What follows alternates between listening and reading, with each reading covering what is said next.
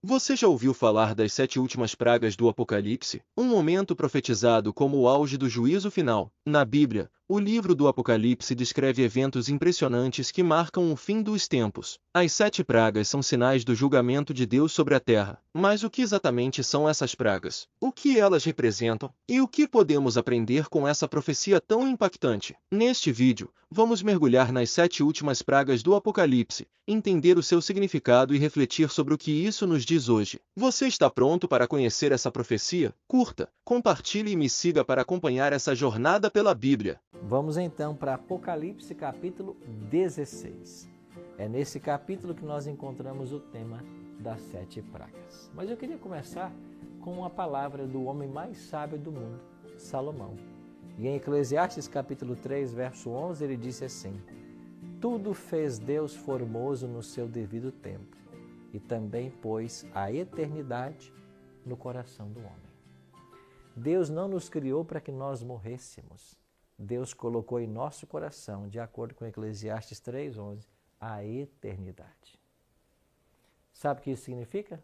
Que eu e você fomos criados para viver para sempre. Infelizmente, o plano divino falhou, porque o homem escolheu desobedecer. Escolheu ouvir a voz da serpente ao invés de ouvir a voz de Deus. Resultado, o homem foi expulso do jardim do Éden, expulso do paraíso. Expulso do paraíso, o homem estava fadado à morte eterna. Mas Deus tanto amou o ser humano que ele estabeleceu um plano de salvação. Então hoje, eu e você, temos a oportunidade de abraçarmos esse plano e sermos salvos. E aqueles que não aceitarem esse plano serão destruídos finalmente pelo fogo. Mas antes que os ímpios sejam destruídos pelo fogo, eles enfrentarão ainda 7 pragas, que é o que nós vamos ver agora no Apocalipse. Então eles sofrerão com o derramamento das 7 pragas e depois então serão destruídos pelo fogo. Há um texto do Evangelho de Cristo, se não me falha a memória, Mateus 15, 14, onde Jesus diz que se um cego guiar o outro cego, ambos cairão no barranco. Em todas as matérias você não pode ser guiado por pessoa cega, mas especialmente em termos religiosos. Você não pode deixar que a salvação que está à sua disposição seja terceirizada por uma outra pessoa. Você tem que, por experiência, conhecer os temas, saber as condições, se preparar da forma devida. Você não pode confiar a sua salvação a outrem. É por isso que você tem que todo dia investigar a palavra. E hoje eu queria dividir o nosso estudo em 3 partes. Nós vamos estudar sobre o tempo das 7 pragas, na parte 2 a descrição das 7 pragas e na parte 3 como escapar das 7 pragas. Então eu queria começar com o tempo em que as 7 pragas serão derramadas. Vamos falar então um pouquinho dos eventos finais da história desse mundo. Em Mateus 24, 14, Jesus disse assim: e será pregado este evangelho do reino por todo o mundo, para testemunho a todas as nações, então virá o fim. Jesus deixou em Mateus 24 e 25, em Lucas 21, vários sinais. Sinais que indicariam quando sua volta estaria próxima. Jesus falou de terremotos, de maremotos, Jesus falou de eclipses, de queda de estrelas, Jesus falou do escurecimento de sol, a lua vermelha como sangue. Jesus falou de guerras, rumores de guerras, fomes. Mas Cristo deu um sinal definitivo para a volta dele, a pregação do Evangelho. Então Cristo disse que quando o Evangelho fosse pregado a toda criatura, o fim viria. Agora, no livro do Apocalipse, esta pregação fala de 3 anjos que voam pelo meio do céu e eles têm um Evangelho eterno para anunciar ao mundo. Esses 3 anjos contêm o último apelo divino à humanidade. Então, antes que Jesus volte, as 3 mensagens angélicas serão ouvidas. Há poucas semanas atrás, nós estudamos essas 3 mensagens. E se você perdeu esse programa, volta no canal no YouTube e você vai encontrar. Nós tivemos 3 programas, um sobre a primeira mensagem, um sobre a segunda e outro sobre a terceira. Então, o último apelo de Deus à humanidade são as 3 mensagens angélicas. É com isso que o mundo será evangelizado. E para dar poder aos filhos de Deus pregar esta última mensagem, Deus vai derramar aquilo que a Bíblia chama de chuva serôdia. Pastor, o que é chuva serôdia? Bom, a Bíblia fala sobre 2 chuvas, que caíram na Palestina, chuva temporã e chuva serôdia. Então, o profeta Joel, o profeta Zacarias, eles usam a linguagem das chuvas para falar da obra do Espírito Santo. No dia de Pentecostes, em Atos capítulo 2, Deus derramou a chuva temporã. E o Evangelho foi pregado lá em Jerusalém e depois nas cidades ao redor. Agora nós aguardamos a chuva serôdia. A chuva serôdia, ela vem para dar poder aos fiéis filhos de Deus, pregarem a última advertência ao mundo e as pessoas terem uma chance de escolher de que lado elas ficarão no grande conflito. O tema será adoração. Aqueles que escolherem adorarem a Deus receberão o selo de Deus. Os que escolherem adorar a besta receberão a marca da besta.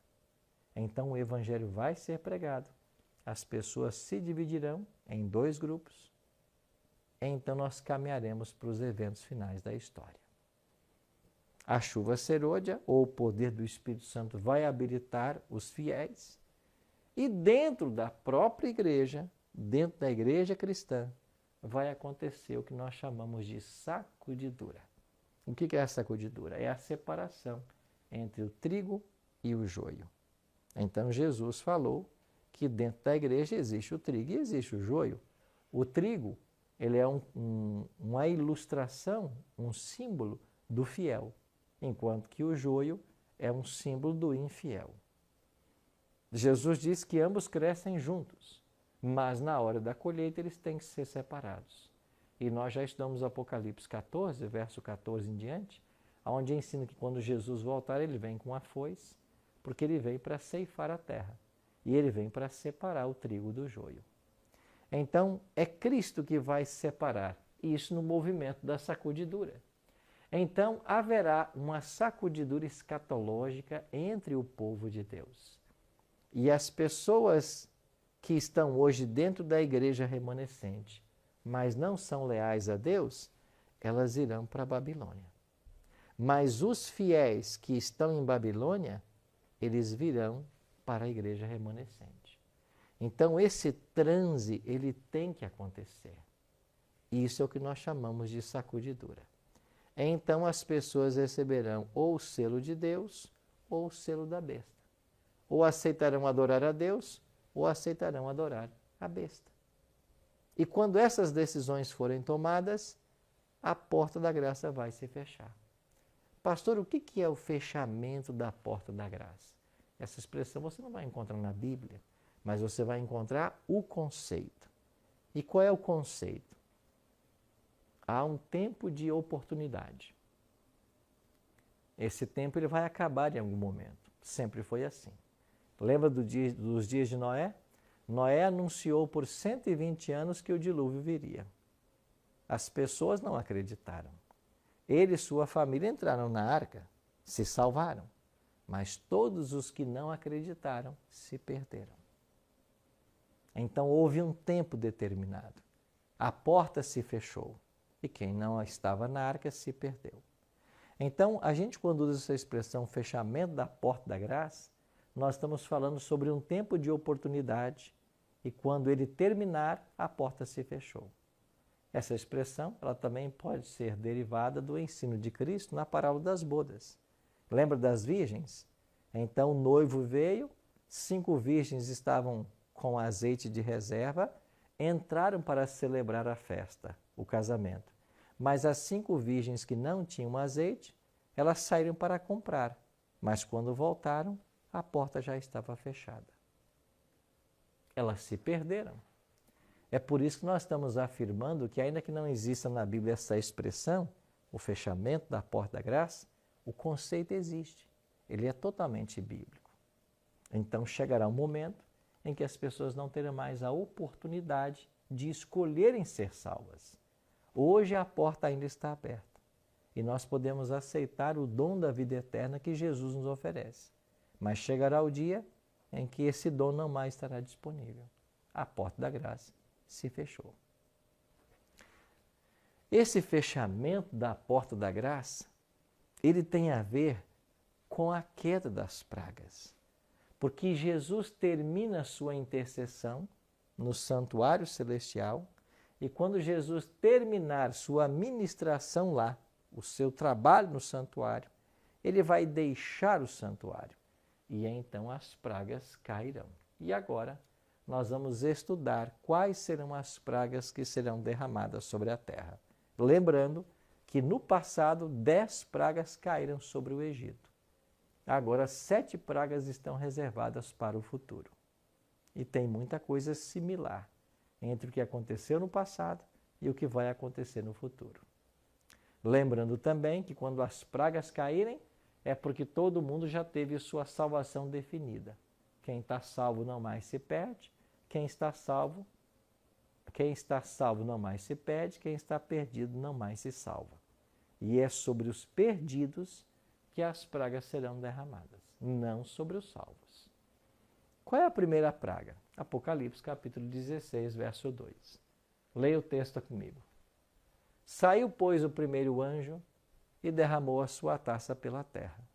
Aos homens portadores da marca da besta e adoradores da sua imagem sobrevieram úlceras malignas e perniciosas.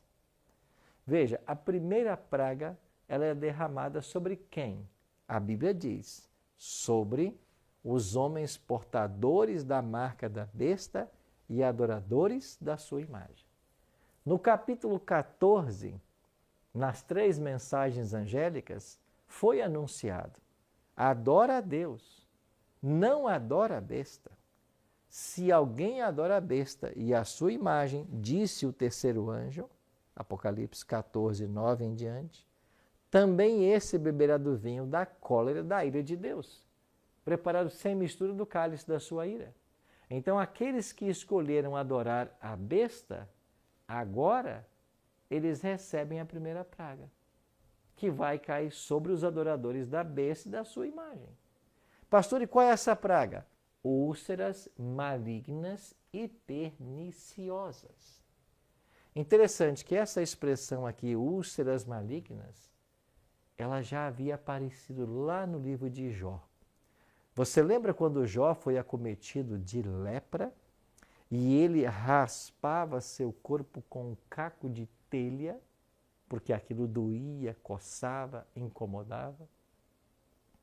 Jó ficou numa situação tão terrível que até mesmo sua esposa disse, amaldiçoa teu Deus e morre. Se livra desse sofrimento. Pois a mesma expressão para a úlcera que aparece ali no livro de Jó, é essa expressão usada no Apocalipse. Então, os adoradores da besta e da sua imagem, eles receberão um tipo de úlcera, um tipo de lepra, parecida com aquela que Jacó enfrentou. E eles receberão esta praga porque eles escolheram adorar a besta ao invés de adorar o Criador. Eles não foram enganados. Eles fizeram isso com consciência, porque o apelo foi claro. Não adora a besta. Mas esses ímpios rejeitaram o apelo de Deus, abafaram a voz da consciência, rejeitaram a palavra para adorar a besta. Por isso eles recebem a primeira praga. Então, quando cair essa primeira praga, e nós veremos essa praga, porque ela será literal, quando nós virmos os adoradores da besta, da sua imagem, com úlceras malignas e perniciosas, nós chegaremos à seguinte conclusão. Jesus deixou o santuário celestial. Ele não mais está no céu. Os acontecimentos agora serão rápidos e sucessivos, anunciando o breve aparecimento dele nas nuvens dos céus. Agora você imagina, de uma forma inesperada, os homens são tomados desta praga.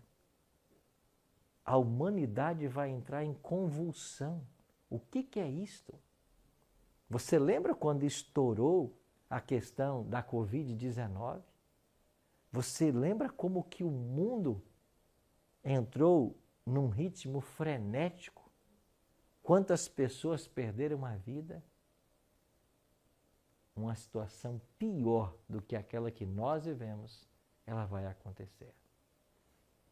Esta será apenas a primeira praga. Mas o Apocalipse fala de 7. Qual será a segunda praga?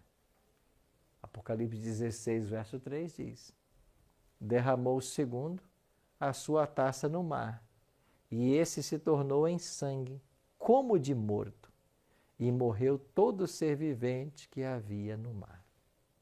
Interessante, o primeiro anjo derrama a sua praga sobre os homens. Já o segundo anjo derrama a sua praga sobre o mar. E o que vai acontecer com a água do mar? Vai se transformar em sangue. E morreu todo ser vivente que havia no mar. Pastor, esta praga será literal? Sim, será literal.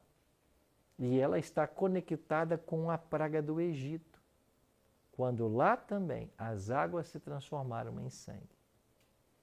Pastor, essa praga será universal? Pelo que nós entendemos, não. Por que não? Porque 3/4 do planeta Terra é formado por água. E se todos os oceanos que existem no planeta se transformassem em sangue, isso não apenas acabaria com a vida marítima, mas isso comprometeria o planeta Terra. Então, dos nossos estudos, nós compreendemos de que essa praga será local. Algumas partes do oceano se transformarão em sangue. E nesses locais morrerão todos os seres que estiverem lá. Agora imagine você o quadro. Antes, as águas do oceano que oxigenavam o planeta. Agora, com o odor fétido de sangue. E a quantidade de peixes e outras criaturas que habitam os oceanos, em todas essas regiões atingidas pelas pragas, elas morrerão. Mas não para por aí. Os juízos de Deus continuam. Vamos então para a terceira praga. Derramou o terceiro, versículos 4 a 6, derramou o terceiro a sua taça nos rios e nas fontes das águas, e se tornaram em sangue. Então ouviu o anjo das águas dizendo: tu és justo, tu que és o que eras, o santo, pois julgastes estas coisas. Porquanto derramaram sangue de santos e de profetas, também sangue lhes tem dado a beber. São dignos disso. Se a segunda praga é derramada no oceano, nos mares, a terceira é derramada nos rios e nas fontes de águas, ou seja, na água potável. E os ímpios que forem atingidos por estas pragas, eles não terão água para beber. Agora imagine você, eles já foram acometidos pela praga das úlceras. Agora não tem mais água potável. Mas como a segunda praga, a terceira praga também deverá ser uma praga local. Por quê? Porque se todos os rios e fontes de águas do planeta se transformassem em sangue, todos os ímpios morreriam sem água. Quantos dias duraria a humanidade? Poucos dias. Só que não é esse o quadro que a Bíblia pinta. Quando a Bíblia fala da volta de Jesus, os ímpios estarão ainda vivos. Por isso eles pedirão aos montes e aos rochedos que os sepultem. Está lá em Apocalipse 6, né? Versos 15 em diante. Então, a humanidade não vai morrer por falta de água. Isso quer dizer que essa terceira praga não será universal. Então, em alguns locais, os rios e as fontes das águas se transformarão em sangue. Depois vem a quarta praga. O quarto anjo derramou sua taça sobre o sol, e foi-lhe dado queimar os homens com fogo. Com efeito, os homens se queimaram com intenso calor, e blasfemaram o nome de Deus, que tem autoridade sobre esses flagelos, e nem se arrependeram para lhe darem glória. Agora, a quarta praga é derramada sobre o sol. E o que vai acontecer? Ele vai aquecer mais do que já está e vai queimar os homens com intenso calor. Mais uma vez eu repito, essas pragas do Apocalipse, elas não atingirão as pessoas salvas, as que foram seladas com o selo de Deus. Elas atingirão apenas os ímpios. Os ímpios é que passarão por essas pragas. Agora o sol vai queimar as pessoas com intenso calor e elas sofrerão esse momento e elas vão perceber, tarde demais, as escolhas errôneas que fizeram e as consequências que isso está acarretando. Deixa eu voltar em um detalhe aqui que eu esqueci de mencionar. Voltando na terceira praga, o anjo das águas diz assim: tu és justo, julgaste estas coisas, derramaram sangue de santos e de profetas, também sangue lhes tem dado a beber, são dignos disso. Aqui está um detalhe interessante. Os ímpios agora têm sangue para beber porque eles derramaram sangue de santos e de profetas. Você se lembra de quantos profetas perderam sua vida por anunciarem a mensagem de Deus, por advertirem as pessoas contra o pecado? Lembra do profeta Isaías, que teve sua vida ceifada, foi martirizado? Você lembra de João Batista, que foi decapitado? Você lembra do apóstolo Paulo, que foi decapitado? Você lembra de Pedro, que foi crucificado de cabeça para baixo? Você lembra de Estevão, que foi apedrejado? Esses foram os profetas de Deus, que foram mortos, que tiveram sangue derramado. E o que dizer dos santos? A expressão santos aqui refere-se aos filhos de Deus de todas as eras. Há poucos dias nós estivemos visitando, lá no norte da Itália, a casa dos valdenses. Um povo simples que serviu a Deus durante a Idade Média, mas milhares deles perderam suas vidas porque não se sujeitaram às doutrinas da Igreja Romana. Milhares perderam suas vidas. O sangue de santos foi derramado, pois agora sangue lhes será dado a beber. São dignos disso. Você percebe quantos sofrimentos os ímpios passarão? Eu queria falar com você uma coisa. Deus deseja o melhor para todos nós. Deus deseja o melhor para seus filhos. Mas nós temos que escolher de que lado ficaremos. Nós precisamos fazer uma escolha. Aqueles que adorarem a Deus e receberem seu selo serão guardados e protegidos nesse momento. Mas aqueles que não aceitarem a graça que emana da cruz pagarão um alto preço, passarão por essas pragas e finalmente serão destruídos. Amanhã nós vamos estudar sobre a quinta, a sexta e a sétima praga. E também nós iremos aprender sobre como escapar a estas pragas que em breve serão derramadas. Amanhã vamos continuar nosso estudo. Mas hoje, eu queria dizer para você uma coisa. Deus plantou em nosso coração a eternidade. Deus quer que você viva. João 3,16, que pode ser o verso áureo da Bíblia, declara: porque Deus amou o mundo de tal maneira que deu seu Filho unigênito, para que todo aquele que nele crê não pereça, mas tenha vida eterna. Deus quer que você tenha vida eterna. Deus não quer que você passe por isso. Então você precisa hoje tomar uma decisão. Você precisa hoje aceitar a Cristo como teu Salvador pessoal. E aí, meu amigo, minha amiga, eu espero que enquanto você está ouvindo essa canção, você tenha pensado no seu futuro. Deus não deseja que ninguém pereça, mas que todos cheguem ao arrependimento e sejam salvos. A palavra de Deus diz, através de Pedro, que o Senhor não retarda a sua vinda, como alguns a julgam demorada. Pelo contrário, Ele é longânimo, Ele é bondoso para convosco, não querendo que nenhum se perca, senão que todos cheguem ao arrependimento. Que o Espírito Santo de Deus, que é quem provoca em nós o genuíno arrependimento, trabalhe em nosso coração e nos convença do pecado, da justiça e do juízo. E nos prepare para esse tempo de prova.